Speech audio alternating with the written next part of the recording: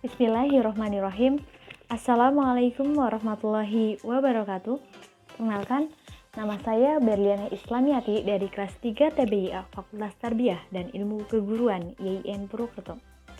Di sini, saya akan menyampaikan mengenai hadis ditinjau dari segi kuantitas dan kualitas. Hadis ditinjau dari segi kuantitas dibagi menjadi 3. Yang pertama yaitu hadis mutawatir. Secara etimologi berarti muttabi, yang artinya yang datang berturut-turut dan tidak ada jarak. Sedangkan secara terminologi, hadis mutawatir adalah tanggapan panca indera yang diriwayatkan oleh sejumlah besar rawi, yang menurut kebiasaan mustahil mereka berkumpul dan bersepakat untuk berdusta. Penjelasannya adalah sebagai berikut. Menurut Al-Baghdadi, hadis mutawatir adalah suatu hadis yang diriwayatkan oleh sekelompok orang dengan jumlah tertentu yang menurut kebiasaan mustahil bersepakat untuk berdusta. Dan sebelum Al-Baghdadi, menurut Imam Syafi'i, ia telah mengemukakan istilah hadis mutawatir dengan istilah khabar al-ammah. Ada ulama yang menerangkan hadis mutawatir dengan jelas dan terperinci, yaitu Ibnu Hajar al-Asqalani. Menurut beliau, hadis mutawatir yaitu hadis yang diriwayatkan oleh sejumlah orang yang mustahil melakukan kesepakatan untuk berdusta. Mereka itulah yang meriwayatkan hadis dari awal hingga akhir sanad. Terjadi perbedaan pendapat di kalangan para ulama tentang ketentuan batas minimal berapa jumlah rawi pada hadis mutawatir.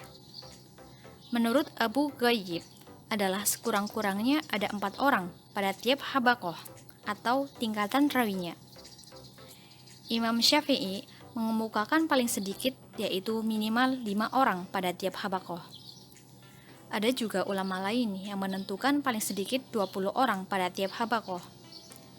Ada juga pendapat yang keras dari sebagian ulama bahwa mereka menentukan hadis mutawatir harus memenuhi syarat 40 rawi pada tiap-tiap habaqoh. Menurut pendapat ulama ahli hadis bahwa tidak boleh ada keraguan sedikit pun dalam memakai hadis mutawatir. Hadis mutawatir harus diyakini dan dipercayai dengan sepenuh hati. Hal ini sama halnya dengan pengetahuan kita tentang adanya udara, angin, panas, dingin, air, api, dan jiwa, yang tanpa membutuhkan penelitian ulang, kita sudah percaya akan keberadaannya. Jadi, dengan kata lain, bahwa hukum hadis mutawatir adalah bersifat qat'i atau pasti. Yang kedua, yaitu hadis ahad. Hadis ahad dibagi menjadi 3 macam. Yang pertama yaitu hadis masyhur, yang kedua yaitu hadis aziz, dan yang ketiga yaitu hadis gharib. Penjelasannya adalah sebagai berikut. Yaitu hadis masyhur. Definisi hadis masyhur adalah hadis yang diriwayatkan oleh 3 orang atau lebih, namun belum mencapai derajat mutawatir. 2. Yaitu hadis aziz. Definisi hadis aziz adalah hadis yang diriwayatkan oleh 2 orang pada satu habaqoh. Kemudian pada habaqoh selanjutnya banyak rawi yang meriwayatkannya. 3. Yaitu hadis gharib. Hadis gharib secara etimologi berasal dari kata horoba yakribu, yang artinya menyendiri, asing, ataupun terpisah. Sedangkan secara terminologi, hadis gharib adalah hadis yang diriwayatkan oleh seorang rawi dimanapun tempat sanad itu terjadi. Hadis gharib juga biasa disebut hadis fardun, yang artinya sendirian. Ibnu Hajar menganggap bahwa antara gharib dan fardun adalah sinonim, baik secara bahasa maupun secara istilah. Akan tetapi, kebanyakan para ahli hadis membedakan antara gharib dan fardun, yakni istilah fardun merujuk kepada gharib mutlak, sedangkan istilah gharib dipakai pada gharib nisbi. Hal ini sesuai dengan pengklasifikasian hadis gharib yang memang dibagi menjadi 2 bagian, yaitu 1. Hadis gharib mutlak atau fardun. Hadis gharib mutlak adalah hadis yang kegaribannya terletak pada asal sanad. Maksudnya, hadis pada saat disampaikan oleh Rasulullah SAW hanya diterima oleh 1 orang sahabat. 2. Yaitu hadis gharib nisbi, yang merupakan kegoriban terjadi pada pertengahan sanadnya, bukan pada asal sanadnya. Maksudnya, satu hadis yang diriwayatkan oleh lebih dari satu orang rawi pada asal sanadnya, kemudian dari semua rawi itu, hadis ini diriwayatkan oleh satu orang rawi saja, yang mengambil dari para rawi tersebut. Yang kedua, yaitu hadis ditinjau dari segi kualitas. Hadis ditinjau dari segi kualitas dibagi menjadi 3 macam.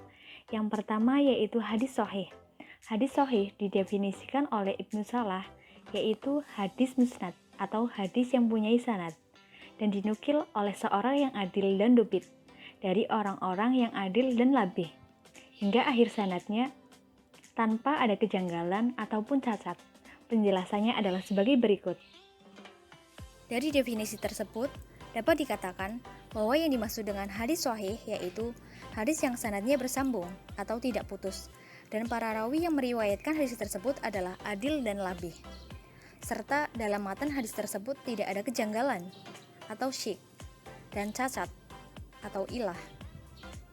Untuk memudahkan dalam memahami definisi hadis sahih di atas, dapat dijelaskan bahwa hadis sahih adalah hadis yang memenuhi syarat-syarat sebagai berikut.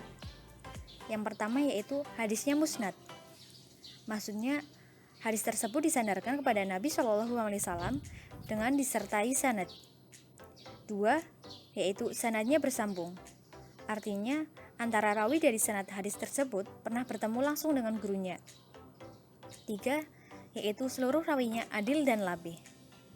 Maksud rawi yang adil yaitu rawi yang bertakwa dan menjaga kehormatan dirinya, serta dapat menjauhi perbuatan buruk dan dosa besar seperti syirik, fasik, dan bid'ah.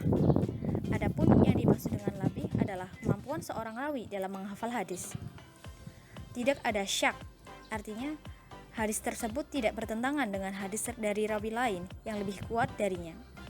Kemudian, tidak ada ilah, artinya dalam hadis tersebut tidak ditemukan cacat yang merusak kesahihan hadis. Hadis sahih diklasifikasikan menjadi 2, yaitu sahih likatihi dan sahih li ghairihi. Sahih li jatihi yaitu hadis yang memenuhi syarat-syarat hadis sahih, seperti rawi harus adil, rawi kuat ingatannya atau labih, sanadnya tidak putus, matanya tidak mempunyai cacat, dan tidak ada kejanggalan. Dan sahih li ghairihi artinya yang sahih karena yang lainnya, yakni menjadi sahih karena dikuatkan oleh sanad atau keterangan lain. Hukum memakai hadis sahih adalah wajib, sebagaimana kesepakatan para ahli hadis dan para fuqaha. Argumennya adalah hadis sahih adalah salah satu sumber hukum syariat, sehingga tidak ada alasan untuk mengingkarinya. Yang kedua, yaitu hadis hasan. Hadis hasan berasal dari kata al-hasanu, yang berarti al-jamalu, yang artinya kecantikan dan keindahan. Terjadi perbedaan pendapat di kalangan para muhadisin mengenai definisi hadis hasan. Menurut At-Tirmizi, beliau mengemukakan bahwa hadis hasan adalah hadis yang dalam sanadnya tidak terdapat orang-orang yang tertuduh bohong. Hadisnya tidak janggal, serta diriwayatkan tidak hanya dalam satu jalur rawain. Penjelasannya adalah sebagai berikut. Definisi hadis hasan yang lebih jelas dan detail adalah yang dikemukakan oleh kebanyakan ulama hadis, yaitu hadis yang dinukil oleh seseorang yang adil tetapi tidak begitu kuat ingatannya, bersambung sanadnya, dan tidak terdapat cacat serta kejanggalan pada matanya. Perbedaan antara hadis sahih dan hadis hasan memang sangat sedikit dan tipis. Bahkan sebagian ulama hadis mengatakan bahwa antara hadis sahih li ghairihi dan hadis hasan li qatihi adalah sama. Hal ini bisa dilihat dari definisi yang dikemukakan oleh Ibnu Hajar al-Asqalani, bahwa hadis hasan adalah hadis yang diriwayatkan oleh seorang yang adil, sanad yang bersambung, memiliki daya ingat yang kuat, tidak terdapat ilah dan tidak ada syak. Maka inilah yang disebut sahih likatihi. Namun, jika daya ingat atau kelebihan rawi kurang, maka hadis yang diriwayatkannya dinamakan hasan likatihi. Hukum memakai hadis hasan sama dengan hadis sahih. Walaupun dari sisi kuatnya, hadis hasan berada di bawah level hadis sahih. Demikian menurut ahli fikih atau fuqaha. Dan mayoritas ahli hadis juga memakai hadis hasan sebagai hujjah, seperti Al-Hakim, Ibnu Hibban, dan Ibnu Huzaimah.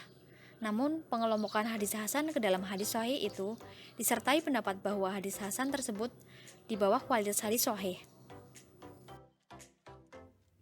Yang ketiga, yaitu hadis dhaif. Hadis dhaif berasal dari kata dhaif, yang artinya lemah. Definisi hadis dhaif adalah hadis yang tidak memenuhi syarat diterimanya suatu hadis, dikarenakan hilangnya salah satu syarat dari beberapa syarat yang ada. Penjelasannya adalah sebagai berikut. Dari definisi tersebut, dapat dikatakan bahwa jika salah satu syarat dari beberapa syarat diterimanya suatu hadis itu tidak ada, maka hadis tersebut diklasifikasikan ke dalam hadis dhaif. Para ulama ada perbedaan pendapat mengenai masalah hukum menggunakan hadis dhaif. Mayoritas ulama membolehkan mengambil hadis dhaif sebagai hujah apabila terbatas pada pemasalah fa'il al-amwal. Mungkin itu yang dapat saya sampaikan mengenai hadis ditinjau dari segi kualitas dan segi kuantitas. Kurang dan lebihnya, saya mohon maaf yang sebesar-besarnya. Wabillahi taufiq wal hidayah. Wassalamualaikum warahmatullahi wabarakatuh.